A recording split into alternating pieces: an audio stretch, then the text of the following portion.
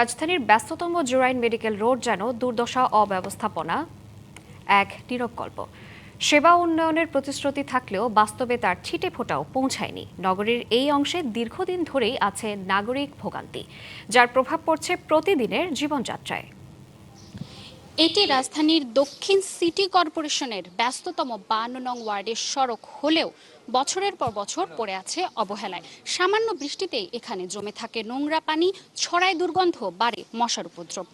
স্থানীয়রা বলছেন নিচু বসতবাড়ি হওয়ার কারণে সড়ক সংস্কারে মতবিরোধ থাকলেও দীর্ঘ 15 বছরেও দৃশ্যমান কোনো সমাধান মেলেনি।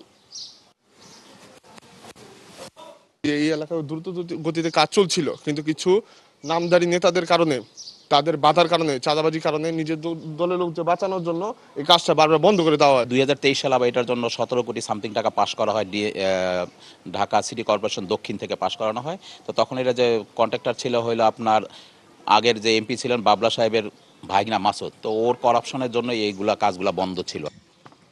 এই পথ এখন শুধু চলার নয়, বয়ে বেড়ায় প্রতিদিনের সংগ্রাম। প্রয়োজনে মেলে না কোনো বাহন, থেমে যায় জরুরি মুহূর্ত। অসুস্থতা এলেই এই পথটা হয়ে ওঠে সবচেয়ে বড় বাধা। এই যে আমি অসুস্থ মানুষ, অনেক সময় আমার ডাক্তারখানা যাওয়ারই থাকে, আমি যাইতে পারি না এই রাস্তার জন্য। নগদ নিয়ে এলো হার না মানা হার অফার। সর্বনিম্ন 10,000 টাকা রেমিটেন্স নগদে পাঠালে থাকছে স্বর্ণের হার জেতার সুযোগ। স্কুলে যাওয়া লাগে, মাদ্রাসায় যাওয়া লাগে আমার বাচ্চাদের নিয়ে, বহুত কষ্ট, পানি থাকে অনেক।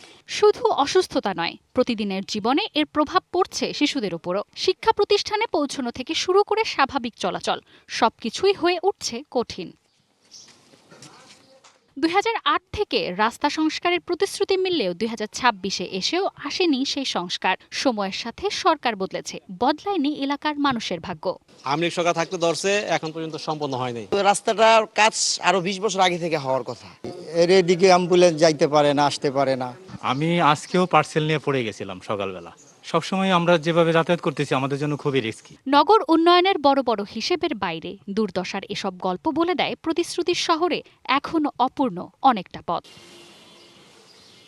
Manjuma Afroz Nilima, DBC news, Dhaka.